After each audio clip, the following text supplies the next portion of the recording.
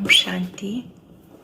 आज बाबा के 11 सितंबर 2020 के साकार मधुर महावाक्य हैं। आज आँख खुलते ही सबके दिल से ज़रूर निकला होगा, बाबा आपका बहुत बहुत शुक्रिया। न केवल हमें उठते ही करना है, बल्कि हर कर्म में बाबा को साथी बनाकर उसको साथ रखते हुए स्वतः ही दिल के कोने कोने से आवाज आए, प्यारे बाबा आपका बहुत बहुत शुक्रिया जो आप परम धाम से आकर हमें हर रोज़ पढ़ाते हो। आपका बहुत बहुत शुक्रिया जो कदम कदम पर हमें गाइडेंस देते हो। आपका बहुत बहुत शुक्रिया जो कदम कदम पर हमें शक्ति भरकर जिए दान देते हो।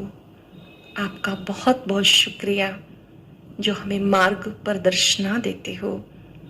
जिस दिल से सर्वशक्तिवान का शुक्रिया निकलता है, वहाँ सब शिकवे, सभी कंप्लेंट्स समाप्त हो जाते हैं। आज के मधुर महावाक्यों में बाबा ने योग बल का महत्व समझाया कि आपके योग का प्रभाव क्या निकलेगा। आपके योग के प्रभाव से आत्मा शक्तिशाली बन जाएगी। आपके योग के प्रभाव से आत्मा सतो प्रधान बन जाएगी। अभी तक बच्चों में योग बल की बहुत बहुत कमी है। 1 सेकंड की बात है, बाबा ने कहा अपने को आत्मा समझ मुझ बाप को याद करो। जो बच्चे याद करते हैं वो मायाजीत बन जाते हैं। साथ साथ आज की मुरली में करावन हार की स्मृति बाबा ने दिलाई कि जब आपको ये याद रहता है, कराने वाला करा रहा है, चलाने वाला चला रहा है, मैं निमित्त हूँ, तो देह अभिमान समाप्त हो जाता है। बड़ी प्रैक्टिकल बात है ये। अगर आप स्ट्रेस फ्री होना चाहते हैं तो आप इस मंत्र को यूज़ करें। कराने वाला करा रहा है, मैं केवल इंस्ट्रूमेंट हूँ। कहीं पर भी अच्छे किए का अभिमान ना आए। बाबा ताकत दे रहा है तो हो रहा है। अपने किए का कहीं वर्णन भी हम ना करें। और अगर कुछ हमसे गलती हो जाती है तो वहाँ हमें ये नहीं कहना कि करावनहार ने कराया। अगर आप याद में हैं तो गलती होगी नहीं, ये पक्का बाबा का वायदा है। यदि तुम मेरी याद में रहोगे तो अपने आप मैं तुम्हें मार्ग दिखाता रहूँगा, गाइडेंस देता रहूँगा। अभिमान से मुक्त होने के लिए सुंदर मंत्र है ये कि मैं निमित्त हूँ, करावनहार बाबा है। कभी कभी हम प्रशंसा को तो स्वीकार कर लेते हैं कि मेरी वजह से अच्छा काम हुआ, और कोई निंदा करता है तो परेशान हो जाते हैं। सब कुछ समर्पण कर दें उसको। अभिमान और मान इनको समाप्त करना है। जहाँ भान है, अभिमान है, तो वहाँ पर माया की प्रवेशता हो जाती है। अब हम एकाग्र होकर सुनेंगे। बाबा ने कहा, मीठे बच्चे, ड्रामा का खेल एक्यूरेट चल रहा है। ये ड्रामा का खेल, जब बाबा ड्रामा शब्द कहते हैं तो हमारे मन में वो सृष्टि चक्र का चित्र याद आ जाए कि जो ड्रामा का खेल है वो बिल्कुल एक्यूरेट चल रहा है। जिसका जो पार्ट जिस घड़ी होना चाहिए वही रिपीट हो रहा है। ये बात यथार्थ रीति समझनी है, अच्छी रीति समझनी है। ड्रामा पर भी निश्चय रखना है। हर एक के पार्ट को भी स्वीकार करना है। कोई भी दृश्य देखकर क्या क्यों में नहीं जाना, बल्कि ये समझना है हर एक का पार्ट अपना अपना है। क्वेश्चन है, तुम बच्चों का प्रभाव कब निकलेगा? अब तक किस शक्ति की कमी है? तुम बच्चों का प्रभाव कब निकलेगा? अब तक किस शक्ति की कमी है? जब योग में मजबूत होंगे तब प्रभाव निकलेगा। अभी वो जौहर नहीं है। याद से शक्ति मिलती है। ज्ञान तलवार में याद का जौहर चाहिए। ज्ञान की तलवार में याद का जौहर चाहिए जो अब तक कम है। अगर अपने को आत्मा समझ बाप को याद करते रहो तो बेड़ा पार हो जाएगा। बहुत ही सिंपल, बहुत ही इम्पोर्टेंट बात है। अपने को आत्मा समझ बाप को याद करते रहो तो बेड़ा पार हो जाएगा। ये 1 सेकंड की बात है। खुद को आत्मा निश्चय करना, बाबा की याद में एकाग्र हो जाना, ये 1 सेकंड की बात है। ओम शांति। रूहानी बच्चों को रूहानी बाप समझाते हैं। रूहानी बाप एक को ही कहा जाता है। बाकी सब आत्माएं, उनको परम पिता कहा जाता। बाबा कहते मैं भी हूं आत्मा, लेकिन मैं परम सुप्रीम सत्य हूं। जैसे हम आत्मा हैं, बाबा कहते मैं भी आत्मा हूं, लेकिन मैं सुप्रीम हूं, सत्य हूं। मैं ही पतित पावन ज्ञान का सागर हूं। बाबा कहते मैं आता ही हूं भारत में बच्चों को विश्व का मालिक बनाने के लिए। तुम ही मालिक थे ना, अब स्मृति आई है। बच्चों को स्मृति दिलाते हैं, तुम पहले पहले सतयुग में आए। बाबा याद दिला रहे हैं, क्योंकि हम सब ये बातें भूल गए, तो बाबा को याद दिलाना पड़ता है कि आप पहले सतयुग में आए। 84 जन्म भोग अब पिछाड़ी में आ गए। तुम अपने को आत्मा समझो। आत्मा अविनाशी है और शरीर विनाशी है। आत्मा कभी नष्ट नहीं होती है, एक शरीर छोड़ दूसरे में चली जाती है, शाश्वत है। शरीर विनाशी है। आत्मा ही देह के साथ आत्माओं से बात करती है। आत्म अभिमानी होकर के नहीं रहते तो जरूर देह अभिमान है। मैं आत्मा हूं, ये भूल गए। ये पहला पाठ है, करेंगे अभ्यास। त्रिकुटी कक्ष में विराजमान मैं चमकती हुई ज्योति बिंदु आत्मा हूं। मैं प्रकाश हूं, लाइट हूं। अपने मस्तक से दिव्य प्रकाश फैलता अनुभव करें।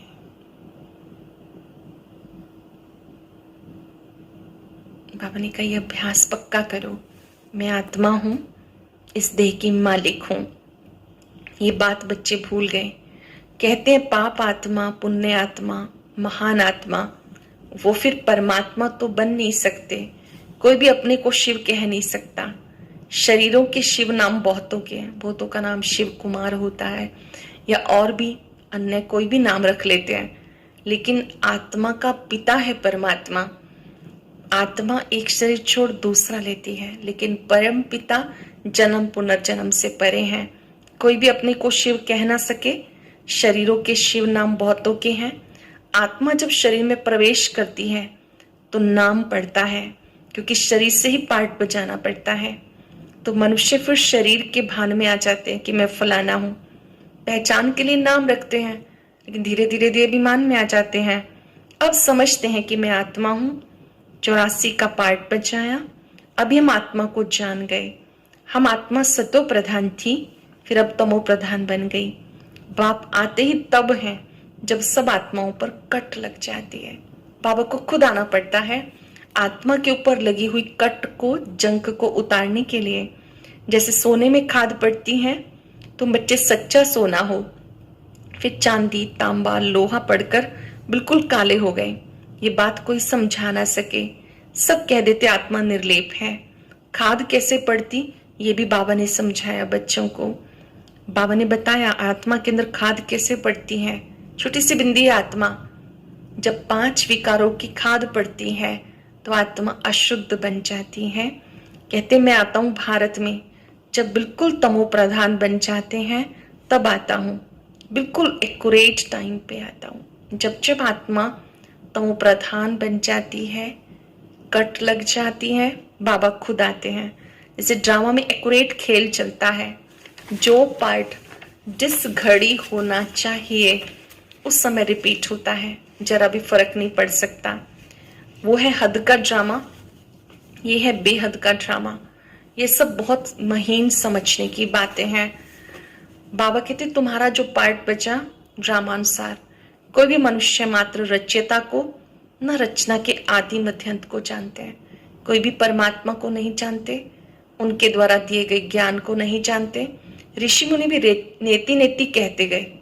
नेति नेति अर्थात हम नहीं जानते। जब तुमसे कोई पूछे रचयिता और रचना के आदि मध्य अंत को जानते हो, तो कहेंगे हाँ, सो भी तब तुम सिर्फ अब जान सकते हो, फिर कभी नहीं। अभी जान सकते हो संगम युग पे रचयिता और रचना को, फिर कभी नहीं। बाबा ने समझाया, तुम ही मुझ रचयिता और रचना के आदि मध्य अंत को जानते हो। अच्छा, लक्ष्मी नारायण का राज्य कब होगा ये जानते होंगे? नहीं, इसमें किसी को कोई ये ज्ञान नहीं है, ये तो वंडर है। उनका राज्य कब हुआ, कैसे हुआ, कोई भी नहीं जानते। तुम कहते हो हमारे में ज्ञान है, ये भी तुम समझते हो। बाप का पार्ट एक बार ही है, पूरे 5,000 वर्ष में बाबा एक बार ही आते हैं। तुम्हारी एम ऑब्जेक्ट है लक्ष्मी नारायण बनने की, बन गए फिर पढ़ाई की दरकार नहीं। बैरिस्टर बन गया सो बन गया। बाप जो पढ़ाने वाला है उनको याद तो करना चाहिए ना। तुमको सब सहज कर दिया। बाबा बार बार कहते, अपने को आत्मा समझो, मैं बाबा का बच्चा हूं। पहले तुम नास्तिक थे, अब आस्तिक बने हो। पहले नहीं जानते थे, अब निश्चय हुआ मैं आत्मा हूं, बाबा का बच्चा हूं, इसी से आस्तिक बने। इन लक्ष्मी नारायण ने भी आस्तिक बनकर ये वर्षा लिया जो अब तुम ले रहे हो। अब तुम आस्तिक बन रहे हो। आस्तिक नास्तिक ये अक्षर इस समय के हैं, वहां ये अक्षर ही नहीं, पूछने की बात ही नहीं रहती। यहाँ प्रश्न उठते हैं तो पूछते हैं, रचता और रचना को जानते हो? कह देते नहीं। बाबा आके अपना परिचय देते, रचना के आदि मध्य अंत का राज समझाते हैं। बाबा खुद आते हैं, राज समझाते हैं। बाबा कहते, देह सही देख के सब धर्मों को भूल। मैं तुम बच्चों को सम्मुख बैठकर कहता हूं, अपने को देह नहीं आत्मा समझो। आत्मा समझ बाबा को याद करेंगे तो बेड़ा पार हो जाएगा। इस एक बात के अभ्यास से कि मैं आत्मा हूं, शिव बाबा का बच्चा हूं, बाबा को याद करने से बेड़ा पार हो जाएगा। सेकंड की बात है, मुक्ति में जाने के लिए भक्ति आधा कल्प करते हैं, कोई भी आत्मा वापस नहीं जा सकती। 5,000 वर्ष पहले भी बाबा ने समझाया था, अब भी समझाते हैं। बाप एक है लौकिक, फिर अलौकिक और पारलौकिक। ये पारलौकिक बाप वंडरफुल बाप है। शिव बाबा वंडरफुल बाप है। इनको अलौकिक पिता कहते हैं। प्रजापिता ब्रह्मा को कोई याद नहीं करते, वो हमारा ग्रेट ग्रेट ग्रैंडफादर है, ये बुद्धि में नहीं आता। धर्म पिताओं का पिता है ये अलौकिक पिता, इसे कोई भी नहीं जानते। कहते हैं आदि देव एडम, लेकिन कहने मात्र। मंदिरों में आदि देव का चित्र है ना, तुम वहां जाएंगे तो समझेंगे ये हमारा यादगार है। बाबा भी बैठे हैं, हम भी बैठे हैं। यहाँ बाबा चैतन्य में बैठे हैं, वहां जड़ चित्र रखे हैं। माउंट आबू में डायरेक्ट प्रवेशता होती ब्रह्मा बाबा के तन में। बाबा कहते यहाँ पर तो साकार में बैठे हैं, और दिलवाड़ा मंदिर में यादगार बना हुआ है। ऊपर में स्वर्ग भी ठीक है। जिन्होंने मंदिर देखा है वो जानते हैं कि बाबा हमें चैतन्य में राजयोग सिखा रहे हैं, फिर बाद में मंदिर बनाते हैं। ये स्मृति में आना चाहिए कि हमारे यादगार हैं ये लक्ष्मी नारायण, हम अब बन रहे हैं। थे, फिर सीढ़ी उतरते आए, फिर घर जाकर राम राज्य में आएंगे। बाबा ने का ये जो चित्र है, इन्हें देखकर आपको याद आना चाहिए कि हमारा ही यादगार है। दिलवाड़ा मंदिर में जाते हैं, ये भी स्मृति रहेगी, यह हमारे ही यादगार चित्र हैं। बाबा इस समय चैतन्य में हमारे सम्मुख बैठे हैं, हम सब मिलन मना रहे हैं। तुम बच्चे धीरे धीरे सीढ़ी नीचे उतरते आए। अब मैं स्वयं आकर ब्रह्मा तन में प्रवेश करता हूँ। कोई भी मनुष्य जानते नहीं।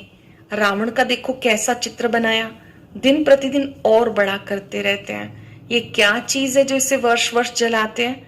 ऐसा कोई दुश्मन होगा क्या? दुश्मन का ही चित्र बना के जलाते हैं। अच्छा, रावण कौन कभी दुश्मन बना जो उसे हर वर्ष जला रहे हैं? प्रतिवर्ष रावण को जलाते हैं, दशानन कहते हैं उसको। हर वर्ष और बड़ा बनाते हैं। बाबा कहते किसी को पता नहीं, रावण का अर्थ है विकार। 5 विकार प्रतिदिन और बढ़ते जाते हैं। दशानन 5 विकार नर के, 5 नारी के। इस दुश्मन का किसी को पता नहीं, इसका अर्थ कोई नहीं जानते। बाबा समझाते वो है रावण संप्रदाय, तुम हो राम संप्रदाय। ग्रस्त व्यवहार में रहते कमल फूल समान बनो, मुझे याद करो। बाबा कहते ग्रस्त व्यवहार में रहते कमल फूल समान बनो। कहते हैं बाबा हंस और बगुले इकट्ठे कैसे रह सकते हैं, खिटखिट होती है। एक ज्ञान में चलता है, एक नहीं मिल चलता है, तो विचार न मिलने के कारण खिटखिट होती है। जैसे कि एक हंस हो गया, एक बगुला हो गया, सो तो जरूर होगा, सहन करना होगा। एक चलता एक नहीं चलता, विचारों का तालमेल नहीं बनता, तो बाबा कहते वहां तो कुछ ना कुछ फिर सहन करना ही होगा। इसमें बड़ी युक्तियां हैं। बाबा को कहा जाता राजू रमजबाज। बाबा हम सबको तरीके बताते हैं कि ऐसे में कैसे चलना होता है, दूसरे को कैसे सहयोगी बनाना होता है। योग के द्वारा उनको भी गुड वाइब्रेशन देने होते हैं। मान लो कोई भाई ज्ञान में चलता है, उसकी पत्नी नहीं चलती है, तो शुभ भावनाओं से कैसे उनको सहयोगी बना लेना है, कैसे उनको भी बाबा का संदेश देना है। बाबा वो सब तरीके समझाते हैं, रमणीक युक्तियां बताते हैं। इसलिए उसका एक टाइटल है राजू रमसबाज। ये शब्द आपके लिए नया हो सकता है। सब उन्हें याद करते हैं, हे भगवान दुख हरो, रहम करो, लिबरेट करो। वो लिबरेटर बाप सबका एक है। तुम्हारे पास कोई भी आते हैं, उनको अलग अलग समझाओ। कराची में एक एक को अलग अलग बैठ समझाते थे। तुम बच्चे जब योग में मजबूत हो जाएंगे, फिर तुम्हारा प्रभाव निकलेगा। कोई भी आता है तो बाबा कहते हैं उनको अलग अलग, क्योंकि हर एक की नब्ज अलग अलग है, क्वेश्चन अलग होते हैं, मेंटल लेवल अलग होता है, तो कोर्स अलग से कराना चाहिए ताकि आप उन्हें बात अच्छे से समझा सकें, उन्हें जो पूछना है वो पूछ सकें। प्रारंभिक काल में ऐसा ही होता था। बाबा कहते तुम बच्चे जैसे शुरू में कराते थे, अभी इतना प्रभाव क्यों नहीं है, क्योंकि योग की ताकत नहीं है। पढ़ाई से ज्ञान तलवार में याद का जौहर भरना है। पढ़ाई से ताकत नहीं मिलती, ताकत याद से मिलती है। पढ़ाई भी किस लिए पढ़ते हैं हम, कि योग अच्छा लगे, बाबा की मुरली रोज सुननी है, क्योंकि उसी से हम बाबा के समीप आते हैं। लेकिन जैसे मुरली सुनना आवश्यक है, ऐसे ही बाबा कहते बाबा को याद करना भी बहुत आवश्यक है। वो शक्ति अभी कम है। बाबा रोज रोज कहते बच्चे याद की यात्रा में रहने से ताकत मिलेगी। याद से तुम विश्व के मालिक बनते हो। तुम अपने लिए सब कुछ करते हो, जो कुछ कर रहे हो अपने लिए। बहुत आए फिर चले गए, माया दुष्टर है ना, बहुत नहीं आते। कहते ज्ञान तो बहुत अच्छा है, खुशी भी होती है। बाहर गए सब क्लास, सुनते हैं अच्छा लगता है, बाहर जाते हैं सब क्लास, जरा भी ठहरने नहीं देती। कोई कोई को बहुत खुशी होती, ओहो बाबा आए हैं, हम चले सुखधाम। बाबा कहते पूरी राजधानी स्थापन नहीं हुई है, तुम इस समय ईश्वरीय संतान हो, फिर होंगे देवी देवताएं। अब आप डायरेक्ट ईश्वर के बच्चे हो, फिर बन जाएंगे देवी देवताएं। डिग्री कम हो गई ना, मीटर में पॉइंट होती है, इतनी पॉइंट कम। तुम अब एकदम ऊंच बनते हो, कम होते होते नीचे आ जाते, सीढ़ी नीचे उतरनी है। अब तुम्हारी बुद्धि में सीढ़ी का ज्ञान है, चढ़ती कला सर्व का भला, धीरे धीरे उतरती कला। बाबा का बनते तो चढ़ती कला शुरू हो जाती है, धीरे धीरे जब हम सतयुग से नीचे आते जाते हैं तो उतरती कला। शुरू से लेके इस चक्र को अच्छी रीति समझना है। इस समय तुम्हारी चढ़ती कला होती है, क्योंकि बाप साथ है। चढ़ती कला कैसे होती है, बाबा खुद साथ है। ईश्वर जिसको मनुष्य सर्वव्यापी कहते, वो बाबा बैठ मीठे बच्चे कहते हैं। बच्चे फिर क्या कहते हैं, मीठे बाबा। जिन्हें सर्वव्यापी कहते थे, अब हमने समझा कि वो सर्वशक्तिवान है। वो कल्प में एक बार सृष्टि पर आते हैं, तभी गीता में उसका यादगार है। अब बाबा कहते मीठे बच्चे, बच्चे कहते मीठे बाबा। बाबा हमें पढ़ाने आए हैं। आत्मा पढ़ती है, आत्मा ही कर्म करती है। मैं आत्मा शांत स्वरूप हूँ, शरीर द्वारा कर्म करती हूँ। अशांत अक्षर ही तब कहा जाता जब दुख होता, बाकी शांति हमारा स्वधर्म है। बहुत कहते मन की शांति हो, अरे आत्मा तो स्वयं शांत स्वरूप है और उसका घर शांति धाम है। तुम अपने को भूल गए, तुम तो शांति धाम के रहने वाले हो। शांति वहां ही मिलेगी। आजकल कहते हैं एक धर्म एक भाषा हो, one cast one religion one God. अब गवर्नमेंट लिखती भी है वन गॉड है, फिर सर्वव्यापी क्यों कहते? वन गॉड तो कोई मानता ही नहीं, तो अब तुम्हें फिर ये लिखना है। लक्ष्मी नारायण का चित्र बनाते हो, ऊपर लिख दो वो कौन है, ये कोई भी नहीं जानता। बाबा कहते आप बच्चे सबको समझा सकते हो कि जब वो एक है तो वो एक स्वयं सर्वशक्तिवान है। बाप कहते हैं कोई भी आए अलग अलग उनसे फॉर्म भराओ, फार्म से पता चलेगा कौन किसको मानने वाले हैं, कोई किसको, सबको इकट्ठा कैसे समझाएंगे, अपनी अपनी बात सुनाने लग पड़ेंगे। पहले पहले पूछना चाहिए कि कहाँ आई हो, क्या आपने बीके का नाम सुना है? प्रजापिता ब्रह्मा तुम्हारा क्या लगता है, कभी नाम सुना है? बाबा कहते जैसे ग्रुप आता है तो सबके आइडियाज अलग होते हैं, उनके क्वेश्चन अलग होते हैं, मान्यताएं अलग होती हैं, तो अलग अलग उनसे बात करो, अलग अलग उनको समझाओ। आजकल तो सब ऑनलाइन ही कर रहे हैं, लेकिन जब क्लासेस रेगुलर चलती हैं तो पहले फॉर्म भराए जाते हैं। उस फॉर्म में सब कुछ लिखा होता है, आपका नाम, पिता का नाम, किसे मानते हैं, किस किस बात में विश्वास करते हैं, यहाँ कैसे सीखने आए हैं राजयोग, आदि आदि सारी बातों का स्पष्टीकरण होता है। बाबा ने कहा कि आप बच्चे जब फॉर्म भराएंगे तो उससे पता चल जाएगा, उनसे पूछो आप यहाँ किसके पास आए हो, प्रजापिता ब्रह्मा तुम्हारा क्या लगता है, क्या नाम सुना है? तुम प्रजापिता ब्रह्मा की संतान नहीं हो, हम प्रैक्टिकल में हैं, हो तुम भी, लेकिन तुम समझते नहीं, उसे पहचानते नहीं, क्योंकि सृष्टि का रचयिता ब्रह्मा है तो उसके बच्चे ब्रह्मा कुमार कुमारियां। अच्छा, मीठे मीठे सिक्के लदे बच्चों प्रति माता पिता बाप दादा का याद प्यार, गुड मॉर्निंग। रूहानी बाप की रूहानी बच्चों को नमस्ते, रूहानी बच्चों की रूहानी बाप दादा को नमस्ते, गुड मॉर्निंग, शुक्रिया बाबा, शुक्रिया। धारणा के लिए सार आज बाबा ने सुनाया, मंदिरों आदि को देखते स्मृति रहे, ये सब हमारे यादगार है। अब हम ऐसा लक्ष्मी नारायण जैसा बन रहे हैं, लक्ष्य को सामने रखकर बहुत खुशी होनी चाहिए कि हम ऐसा बन रहे हैं। ग्रस्त व्यवहार में रहते कमल फूल समान रहना है, हंस और बगुले साथ हैं तो युक्ति से चलना है, सहन भी करना है, एक दूसरे का सहयोगी बनना है। ज्ञान योग पथ पर कोई ढीला हो जाए तो बाबा कहते हैं वहां सहन भी करना पड़ता है, बाबा की याद से मदद भी करनी होती है, बहुत युक्ति से चलना है।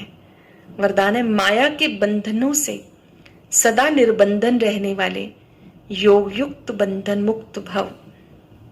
बंधन मुक्त की निशानी है सदा योग युक्त। योग युक्त बच्चे जिम्मेवारियों के बंधन व माया के बंधन से मुक्त होंगे, मन का भी बंधन ना हो। लौकिक जिम्मेवारी तो खेल है, इसलिए डायरेक्शन प्रमाण खेल की रीति से हंस के खेलो, कभी छोटी छोटी बातों में थकेंगे नहीं। अगर खेल समझकर खेलेंगे तो कभी भी थकेंगे नहीं। आप बंधन समझते हो तो तंग होते हो, क्या क्यों का क्वेश्चन उठ जाता है। बंधन समझते हो क्या करें, बंधन है तो तंग हो जाते हो, क्या क्यों का प्रश्न उठ जाता है। लेकिन जिम्मेवार बाप है, आप तो निमित्त हो ना, जिम्मेवार बाप है, आप निमित्त हो। इस स्मृति से बंधन मुक्त बनो तो योग युक्त बन जाएंगे। सरल शब्दों में बाबा जिम्मेवार है, बाबा बैठा है, बाबा मेरे साथ है, इससे आप योग युक्त रहेंगे, बंधन मुक्त बन जाएंगे। कोई भी बंधन है तो योग युक्त नहीं बन सकते। बंधनों को समाप्त करने का साधन है कि हमें पक्का निश्चय हो कि जिम्मेवार बाप है, मैं केवल निमित्त हूं। लोगों ने करावनहार की स्मृति से, करण करावनहार की स्मृति से भान और अभिमान को समाप्त करो। आज हम सब अभ्यास करेंगे, जिम्मेवार बाप है, मैं निमित्त हूं, मैं बंधन मुक्त आत्मा हूं। चिंतन करें, भृकुटी कक्ष में विराजमान मैं बंधन मुक्त आत्मा हूं। स्वयं सर्वशक्तिवान ने अपना साथ देकर मुझे बंधनों से मुक्त किया है। ओम शांति। आज की अव्यक्त मुरली जरूर सुने। उसके लिए ऊपर दिए गए बॉक्स को टच करें।